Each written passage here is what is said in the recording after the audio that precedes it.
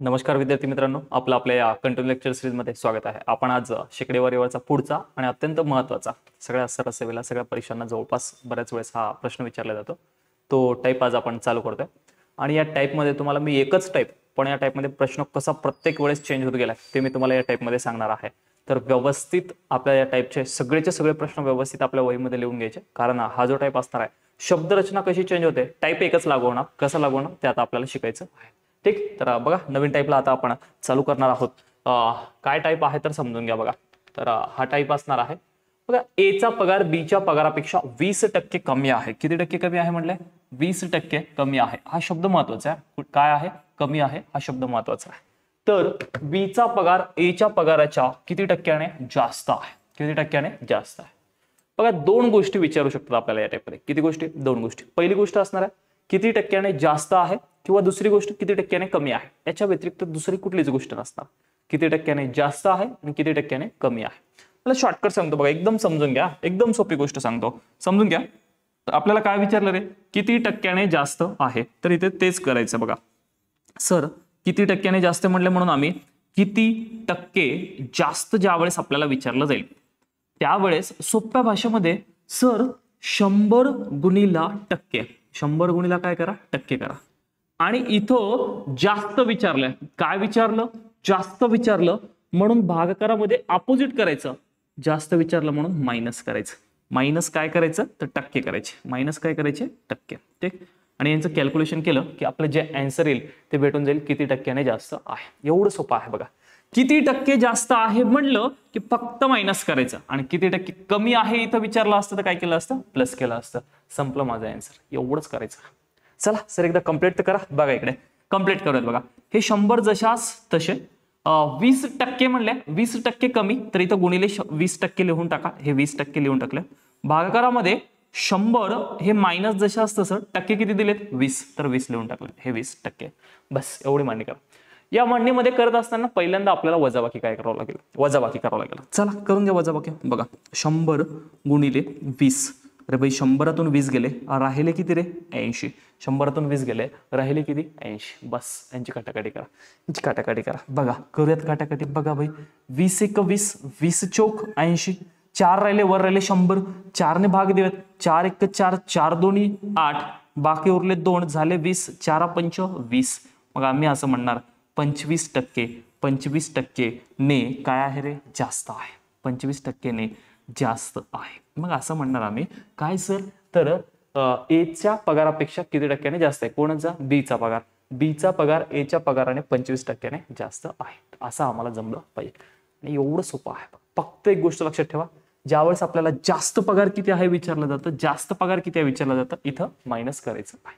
तर हा पॉईंट तुमचा जर लक्षात राहिला तर सगळेचे सगळे पॉईंट तुमच्या लक्षात राहते. मला तर वाटतं तर तुम्हाला हा पॉईंट एकदम क्लिअर आणि परफेक्ट लक्षात राहील. ठीक, चला बघूयात पुढचा एक प्रश्न. त्यामध्ये चेंज कसा होतो बघा, शब्दरचना कशी चेंज होते बघा. त्या मागच्या प्रश्नामध्ये आपल्याला पगार दिला होता, या प्रश्नामध्ये गुण दिलेत. काय दिलेत? गुण. तर त्याचं काही टेन्शन नाही. पगार देऊ द्या, गुण देऊ द्या, संकल्पना समजून घ्या फक्त. काय म्हणले बघा, ए ला बी पेक्षा 25% गुण इथे काय भेटले? जास्त भेटले. तर बी ला ए पेक्षा किती टक्के गुण, किती टक्के गुण कमी मिळाले? हा शब्द महत्वाचा आहे. काय मिळाले? कमी. मागच्या प्रश्नात काय विचारलं? पगार किती जास्त आहे. इथं काय म्हणलं? गुण किती कमी मिळाले, म्हणजे अपोजिट विचारले. इथंही पगारावर विचारू शकतात, वेगळं काही नाही. मग इथे किती टक्के कमी असं जर म्हणले, इथे लिहून घेऊ. बघा, किती टक्के कमी. मागच्या प्रश्नामध्ये मी तुम्हाला बोलता बोलता सांगितलं होतं जर कमी आलं तर काय करायचं. मग सर किती टक्के कमी बरोबर एक्झॅक्ट तेच करा. पहिल्यांदा 100 गुणिले टक्के, 100 गुणिले टक्के, आणि भागाकारामध्ये कमी आहे म्हणून 100 प्लस टक्के करायचं. 100 प्लस काय करायचं रे? टक्के. बस याला सॉल्व्ह केल्याच्या नंतर तुमचं जे आन्सर येणार ते तेवढ्या टक्क्याने कमी असणार आहे. चला करायचं वाला. बघा करूयात सॉल्व्ह. मला सांगा किती टक्के म्हणलं रे? 25% म्हणलंय सर. बोला सर 100 गुणिले 25. ठीक, भागाकारामध्ये प्लस करायचं आहे. 100 प्लस 25. सर प्लस का बरं? तर इथं कमी विचारलं म्हणून. कमी विचारलंय म्हणून प्लस करायचं. जास्त विचारलं असतं तर मायनस केलं असतं. आणि याच्या समानार्थी सर कमी, लहान असं जर केलं तर त्याचा अर्थ कमीच घ्यायचा आहे. जास्त म्हणलं कमी, जास्त म्हणलं तर जास्त, अधिक असे शब्द आले तर मग ते मागच्या प्रश्नासारखं करायचं. आता कमी विचारलं म्हणून प्लस केलाय. चला करा काटाकाटी. बघा बघा सॉल्व्ह करत. सर पहिल्यांदा बेरीज करून घ्या. खालची 100 गुणिला 25 आणि 100 + 25 किती होतील रे? तुम्ही म्हणसाल सर 125. करा, काटाकाटी करा. बघा सर 25 × 1 = 25, 25 × 5 = 125. वर राहिले 100, खाली राहिले 5. वर राहिले 100, खाली राहिले 5. 5 × 1 = 5, 5 × 2 = 10 आणि वरचा 0 जशास तसा. तर आपल्याला म्हणावं लागेल 20%. 20% ने काय आहे रे भाई? काय आहे रे भाई? तर आपल्याला म्हणावं लागेल कमी आहे सर. काय आहे? कमी आहे. एवढा सोपा हा टाईप आहे आणि हा टाईप तुम्हाला पटापट जमायला पाहिजे. मला तर वाटतं आता जमेल. फक्त एक पॉईंट लक्षात ठेवा, ज्यावेळेस प्रश्नामध्ये कमी हा शब्द येतो त्यावेळेस इथं प्लस करायचं आणि ज्यावेळेस प्रश्नामध्ये जास्त हा शब्द येतो त्यावेळेस इथं काय करायचं? मायनस. 2 गोष्टी लक्षात ठेवा आणि याच्या समानार्थी आलेले सगळे नावं लक्षात ठेवा. जास्त आलंय, अधिक आलंय, मोठं आलंय असे जर शब्द आले तरी पण इथं काय करायचं? मायनस. इथं कमी आलं, लहान आलं असे शब्द आले तर काय करायचं? प्लस. मग शब्दरचना कशी येऊ द्या, तुम्हाला याच्यावरचे प्रश्न सॉल्व्ह करता आले पाहिजे, म्हणजे आलेच पाहिजे. ठीक, चला एक प्रश्न येतो बघा व्यवस्थित समोर. बघा शब्दरचना कशी चेंज झाली तर मागच्या 2 प्रश्नांपेक्षा याची शब्दरचना थोडीशी वेगळी आहे ना. एका साखरेचा भाव किती टक्क्याने? 10% वाढला. बघा समानार्थी शब्द लक्षात असला पाहिजे. 10% वाढला म्हणले. काय केला म्हणले? वाढला. तर साखरेचा उपयोग किती टक्क्याने कमी करावा हा शब्द आहे. भाई कमी करावा म्हटलं रे तर खर्चात फरक पडणार नाही. आता ही गोष्ट बघा, पहिल्यांदा साखरेचा भाव वाढला. आता जो वाढलेला भाव आहे त्याला कमी करायचा आहे आणि म्हणून आपल्याला खर्चामध्ये फरक नाही पडला पाहिजे असा ज्यावेळेस प्रश्न येईल. इथे कमी करावा आले, भाई मी तुम्हाला आता सांगितलं बघा, कमी करावा किंवा समानार्थी जर आलं तर काय करायचं? प्लस करायचं. काय करायचं? प्लस करायचं. तर लक्षात असलं पाहिजे तुम्हाला. काय करणार आपण? प्लस. किती टक्क्याने कमी करावा? तर सरळ कमी करावा बरोबर कमी करावा किंवा किती टक्के कमी असं लिहितो आपण त्याला.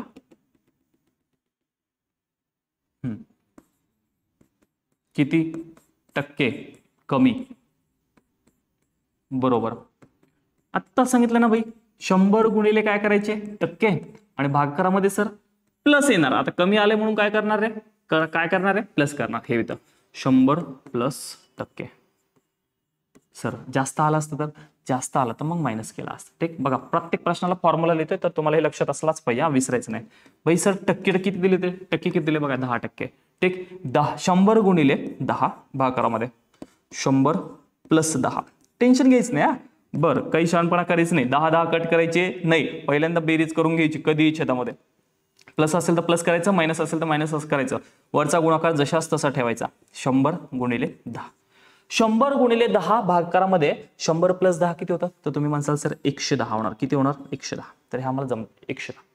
यांची करायची काटाकाटी. बघा काटाकाटी करत असताना पहिलं काम करा, 0 0 कट करा. हा 0 कट. 100 1 100 आणि खाली कोण राहिलं रे? 11 1 11. ठीक, तर 11 जशास तशा. ठीक सर, आता आम्हाला एवढं तर कळालं की या 100ला 11ने काही भाग जात नाही. 100ला 11ने काही भाग जात नाही. अरे भाई जिथपर्यंत भाग जातो तिथपर्यंत द्या, बाकीचं पूर्णांक युक्त अपूर्णांक. बघा मी भाग कसा देतोय.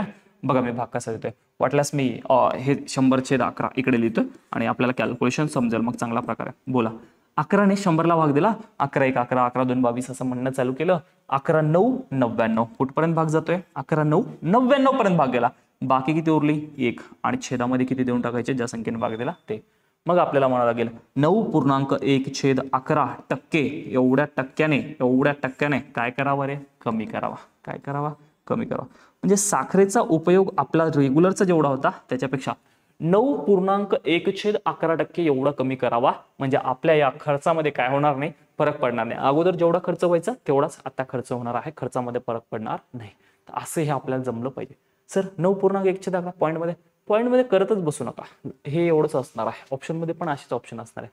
काही टेन्शन घ्यायचं नाही. असा प्रयत्न करायचा आहे, सोडवायचा आहे. ठीक, आणि टक्केवारीला कधी रिपिटेशन मध्ये नका लिहू. म्हणजे आपण जे आवृत्ती दशांश पूर्णांक म्हणत असतो ना त्यामध्ये टक्केवारी लिहायची नाही. ती टक्केवारी नेहमी तुमची कशामध्ये असली पाहिजे? पूर्णांक युक्त अपूर्णांकामध्ये असली पाहिजे. तर हे आता असं तुम्हाला असं जमलं पाहिजे. ठीक, मला तर वाटतं जमेल आता भारी. ठीक, मग हा एक प्रश्न बघा, शब्दरचना कशी चेंज होते हे लक्षात असू द्या. प्रत्येक प्रश्नाला मी शब्दरचना चेंज करतो. ठीक, बस कमी विचारलं म्हणून इथं काय करणार? प्लस. आता बघूयात पुढचा प्रश्न. बघा शब्दरचना या पुढच्या प्रश्नामध्ये पण चेंज होणार. बघा पुढचा प्रश्न, 1 किलोग्राम तांदळाची किंमत 40% इथं काय केली? कमी केली. तर पुन्हा मूळ किंमत मिळण्यासाठी, म्हणजे अगोदर जी किंमत होती तीच किंमत मिळण्यासाठी पुन्हा किती टक्क्याने किंमत वाढवावी? वाढवावी म्हणजे काय करावी रे? जास्त करावी है ना. वाढवावी म्हणजे काय करावी, जास्त करावी. आणि जास्त करावीची कंडिशन आले म्हणजे आता तुम्हाला छेदामध्ये काय करावं लागेल बघा, किती टक्के जास्त, किती टक्के जास्त, लगेच क्लिक झालं पाहिजे. किती टक्के जास्त, जास्त शब्द आलाय सर, जास्त शब्द आला, तुम्ही काय म्हटले होते बघा बरं, बघा बरं, बघा बरं, तुम्ही काय म्हटले होते सर, जास्त शब्द आला तर इथं काय करायचं, मायनस करायचं. लगेच क्लिक झालं पाहिजे, लगेच क्लिक. बघा किती टक्के जास्त, मग आम्हाला म्हणावं लागेल 100 गुणिले काय रे, तर तुम्ही म्हणसाल सर टक्के, आणि भागाकारामध्ये 100 मायनस टक्के. सर मायनस का बरं, इथं शब्द कोणता आलाय, जास्त. जास्त म्हणजेच काय, वाढवावी, किंमत वाढवावी, किंमत जास्त करावी, हे शब्द समानार्थी आहेत, त्यामुळे इथं लक्षात असलं पाहिजे जास्त करावी. ठीक, मला तर वाटतं तर तुम्हाला लक्षात राहील. ठीक, तर हा फॉर्म्युला मी प्रत्येक वेळेस लिहितोय, कधी प्लस करायचं आणि कधी मायनस करायचं हे तुम्हाला क्लिअर व्हावं यासाठी मी दरवेळेस लिहितोय, तर असं लक्षात असू द्या. चला करूयात सॉल्व्ह. किमती टाका सर, 100 गुणिले टक्के किती दिलेत बघा, 40%. ठीक, तर हे 40% इथं लिहून टाकले. भागाकारामध्ये सर 100 मायनस 40, टेन्शन घ्यायचं नाही, पहिल्यांदा लिहून टाकायचं. सर पहिल्यांदा वजाबाकी करा, 100 गुणिले 40, 100 मधून 40 गेले सर, राहिले किती, 60. चला राहिले किती, 60.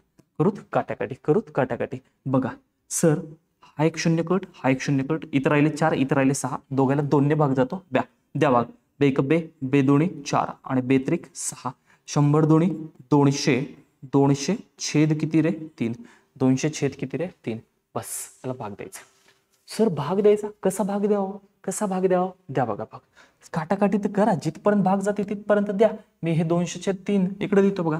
कोण कोण आहे रे, 200 छेद 3, 3चा भाग देणं चालू करा. 3 एक 3, 3 सक 18, 3 सक 18, 18शी सर 2, 18शी सर 2, पुन्हा झाले 20, नंतर पुन्हा 3 सक 18, पुन्हा किती उरले सर 2.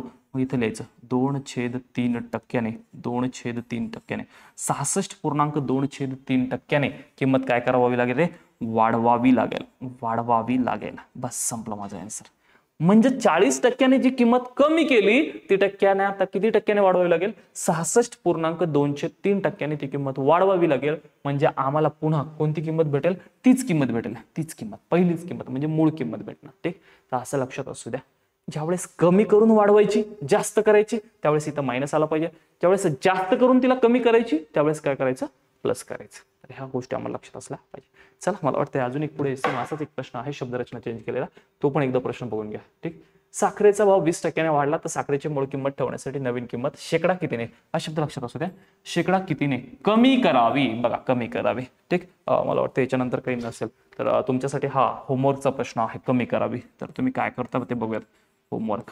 ठीक, तर मला वाटतं हा टाईप तुमचा क्लिअर झाला असेल. फटाफट या प्रश्नाला सोडवायचं आणि कमेंट करून आन्सर सांगायचं, म्हणजे होमवर्क आहे तुम्हाला, मला सांगायचं आहे आन्सर. ठीक, मला तर वाटतं हा तुमचा टाईप एकदम परफेक्ट क्लिअर झाला असेल. तर या टाईप सारखेच असे वेगवेगळे उदाहरण आपण आपल्या कंटिन्यू लेक्चर सिरीजमध्ये घेऊन येणार आहोत. चला तर थांबूयात, भेटूत पुढच्या व्हिडिओमध्ये. सर्वांना जय हिंद, धन्यवाद.